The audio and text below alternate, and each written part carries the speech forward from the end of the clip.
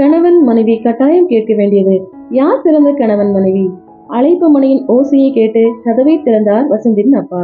தான் வருவேன் என்று தகவல் கூறாமல் திடீரென வந்த மகனை பார்த்து திகைத்து போய் நின்ற அப்பா, நந்தினி வரலையா என கேட்டார். இல்லப்பா, நான் புறப்பட்டு வரணும்னு தோணுச்சு. ஒரு வாரம் ஆபீஸ்க்கு லீவ் போட்டுட்டு கிளம்பி வந்துட்டேன். அவன் முகத்தில் தெரிந்த சோகம், கவலை, ஏதோ பிரச்சனை என்பது மட்டும் புரிய உள்ளே நுழைந்தவனை மௌனமாக பின்தொடர்ந்தார் அப்பா.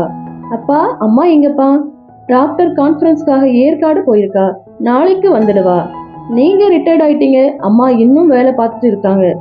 உங்க அம்மாவுக்கு ரிட்டையர்மெண்டே கிடையாது. அவ செய்யற தொழில் அப்படி புனிதமான மருத்துவ தொழிலாச்சே. சரி, நீ என்ன குடிக்கிற, காஃபியா டீயா? இருக்கட்டும்பா, ட்ரெயினை விட்டு இறங்குனதும் காஃபி ஷாப்ல குடிச்சிட்டு தான் வந்தேன். உட்காருங்கப்பா, உங்ககிட்ட தனிமையில மனசு விட்டு பேசணும் தான் பெங்களூர்ல இருந்து வந்தேன். அம்மா வீட்டுல இல்லாததும் நல்லதா போச்சுன்னு சொன்னதும் உருவத்தை சுருக்கி அவனை பார்த்தார் அப்பா. தெரியுதுப்பா, நீ ஏதோ பிரச்சனையில இருக்கேன்னு ஓ முகபாவமே சொல்லிருச்சு. என்ன விஷயம்ப்பா என மென்மையாக கேட்கும் அப்பாவை பார்த்தான். நான் பெரிய தப்பு பண்ணிட்டேன்னு தோணுதுப்பா. நந்தினிய நான் கல்யாணம் பண்ணது என் வாழ்க்கைய நான் தொலைச்சிட்டேனோன்னு பயமா இருக்குப்பா. 3 வருடமாக காதலித்து ஒருவரையொருவர் நன்கு புரிந்து கொண்டு இவளைத்தான் கல்யாணம் பண்ணிப்பேன்னு திடமா முடிவு செஞ்சு அவ விருப்பப்படிதானே நந்தினி கழுத்துல தாலி கட்டினா. திருமணம் முடிந்து 1 வருஷத்துக்குள் இது என்ன கசப்பான வார்த்தைகள்? புரியாமல் அவனை பார்த்தார் அப்பா. ஆமாப்பா, என்னோட தனித்தன்மையை இழந்துட்டேனோன்னு தோணுது.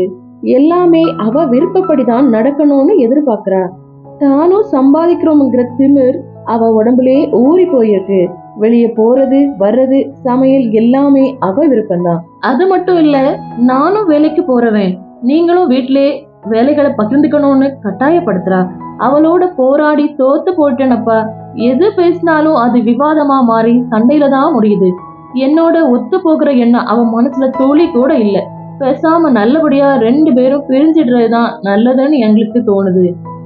வசந்த், உன் மனசுக்கு பிடிச்சவளதான் உன் விருப்பப்படி கல்யாணம் பண்ணிக்கிட்ட. நாங்க எந்த காலத்திலயுமே உன் விருப்பத்துக்கு தடை சொன்னதே இல்ல.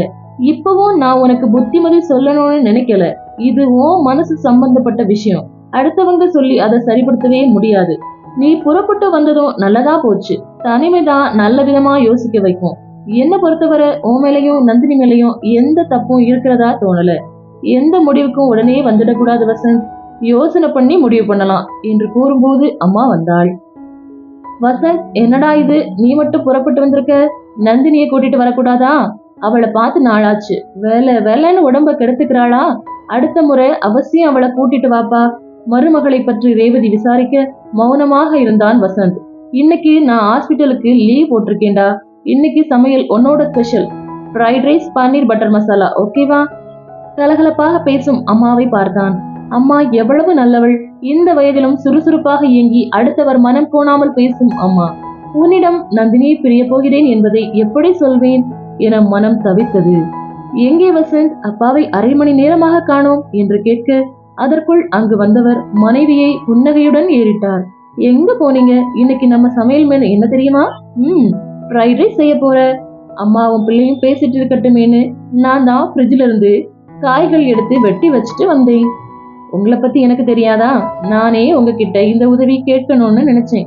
என் மனசுல இருப்பதை புரிஞ்ச மாதிரி உடனே செய்துட்டீங்க. அம்மாவும் அப்பாவும் இப்படி அந்யோன்யமாக பேசிக்கொள்வது மனதிற்கு எவ்வளவு இதமாக இருக்குது. எனக்கும் நந்தினிக்கும் ஏன் இந்த ஈடுபாடு இல்லாமல் போய்விட்டது?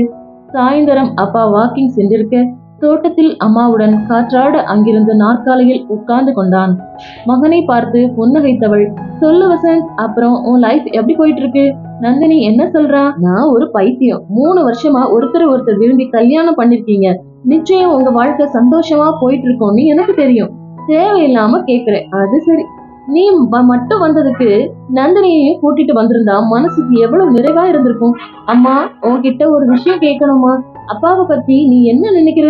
30 வருஷ தாம்பத்தியத்துல உனக்கு முழு நிறைவு கிடைச்சிருக்காமா என்று கேட்ட மகனை விழிகள் அகல பார்த்தாள் ரேவதி. அப்பாவை பத்தி தெரிஞ்சும் இப்படி ஒரு கேள்வி எப்படி உன் மனசுல வந்தது? என்ன பார்த்தா நிறைவா வாழ்ற மாதிரி தெரியலையா? அதுக்கு இல்லம்மா, உங்க இளம கால வாழ்க்கை எனக்கு தெரியாது இல்லையா?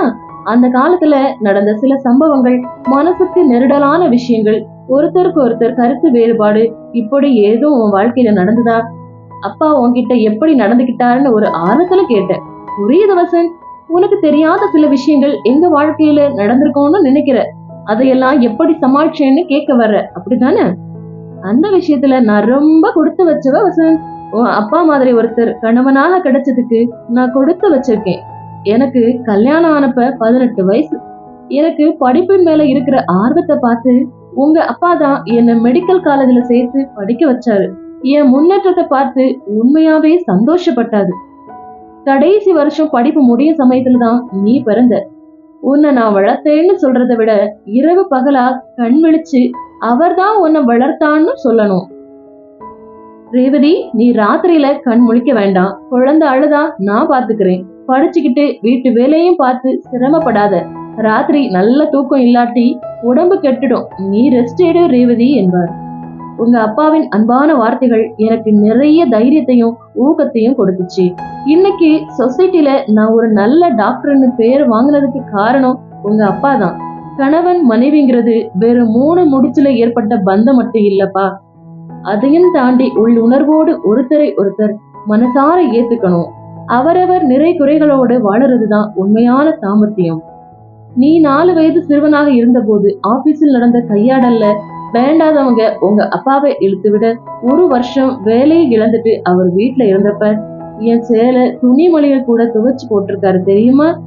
இங்க பாரு ரேவதி, இந்த கேஸ்ல என் மேல எந்த தப்பும் இல்லைன்னு நிரூபணம் ஆயிட்டா திரும்ப நான் வேலைக்கு போகதான் போறேன். அது வரைக்கும் உனக்கு உதவியா இருப்பதுல எனக்கு சந்தோஷம்தான் அப்படின்னு சொல்லுவாரு. இன்னைக்கு வரைக்கும் உங்க அப்பாவோட சந்தோஷமா தான் வாழ்ந்துட்டு இருக்கேன். மனைவிங்கிறவ தனக்கு இசைவாதான் நடக்கணும், தனக்கு அடங்கி நடந்து தன்னோட எண்ணங்களை தான் பிரதிபலிக்கணும்னு நினைக்கிறவங்க மத்தியில என்னோட திறமைகளை ஊக்குவிச்சாரு. தான் ஒரு சாதாரண வேலையில் இருந்தாலும் என்ன உயர்வான இடத்துல வச்சு பார்த்து பெருமைப்படுறாரே, அந்த நல்ல மனசுக்கு நான் காலம் முழுவதும் சேவை செய்ய கடமைப்பட்டிருக்கேனப்பா. குரல் நெகிழ பேசும் அம்மாவை பார்த்தான். வசந்த், இங்க வா. போன்ல நந்தினி இருக்கா. 2 நாளா உடம்பு சரியில்லையா, ஆபீஸ்க்கு போகாம வீட்டுலதான் இருக்காளாம். நான் தான் தனியா இருக்காளேன்னு போன் பண்ணி பேசினேன். நீயும் 2 வார்த்தை பேசிடு. ரேவதி அழைக்க போனை வாங்கி, என்ன உடம்பு சரியில்லையா? ஆமா, காய்ச்சல் அதிகமா இருக்கு. மாத்திரை போட்டுட்டு வீட்டுல இருக்கேன். நீங்க தான் நான் எப்படி போனா என்னன்னு விட்டுட்டு போயிட்டீங்க. நீங்க பக்கத்துல இருந்தா அதுவே எனக்கு பெரிய பலம்னு உங்களை பிரிஞ்சு இருக்கிற இந்த சமயத்துலதான் தோணுது. நானும் வார்த்தைகளாலே உங்களை நிறைய காயப்படுத்திருக்கேன். உங்ககிட்ட நான் அன்பை காட்டுறதை விட ஆத்திரத்தை அதிகமா காட்டினதுனாலதான் உங்க மனசுல இருந்து விலகிட்டு வர்றேன்னு இந்த தனிமை எனக்கு புரிய வச்சிடுச்சுங்க. நீங்க நீங்க எப்ப வர்றீங்க? குரல் தழுதலுக்க நந்தினி பேச உள்ளுக்குள் உடைந்து போனான் வசந்த். நானும் ஈகோ பார்த்து நந்தினி விஷயத்தில் கடுமையாக தான் நடந்திருக்கிறேன். அம்மா சொன்னது போல அவரவர் நிறைகுறைகளோடு மனசார ஏத்துக்கிறது தான் உண்மையான தாம்பத்தியம். நானா நீயாங்கிற போட்டிக்கே இதில் இடம் இல்லை. இப்படி ஒரு அம்மா அப்பாவுக்கு மகனாக பிறந்த நானா இப்படி நடந்து கொள்கிறேன் என்று மனதில் நினைத்து கொண்டேன். என்னங்க பேச்சையே காணோம். இன்னும் என் மேல இருக்கிற கோபம் குறையிலையா? சாரிங்க. அதெல்லாம் இல்ல நந்தினி, இன்னைக்கு ஈவினிங்கே ஃபிளைட் பிடிச்சு ராத்திரிக்குள்ள அங்க வந்துடுறேன். Take care. என்றுமில்லாத அன்பும் பாசமும் வழிய பழைய வசந்தாக மகன் பேச அவன் மனதில் ஏற்பட்ட சலனங்களும் சஞ்சலங்களும் மறைந்து விட்டதை புரிந்து கொண்டார் அப்பா. அவன் அருகில் வந்து அன்புடன் அவனை தட்டி கொடுத்தார் சுசீலா. இந்த கதை உங்களுக்கு பிடிச்சிருச்சுன்னா லைக் பண்ணுங்க. மேலும் இது போன்ற கதைகளை கேட்டு தெரிந்து கொள்ள மறக்காம நம்மளோட சேனலை சப்ஸ்கிரைப் பண்ணிக்கோங்க. நன்றி, வணக்கம்.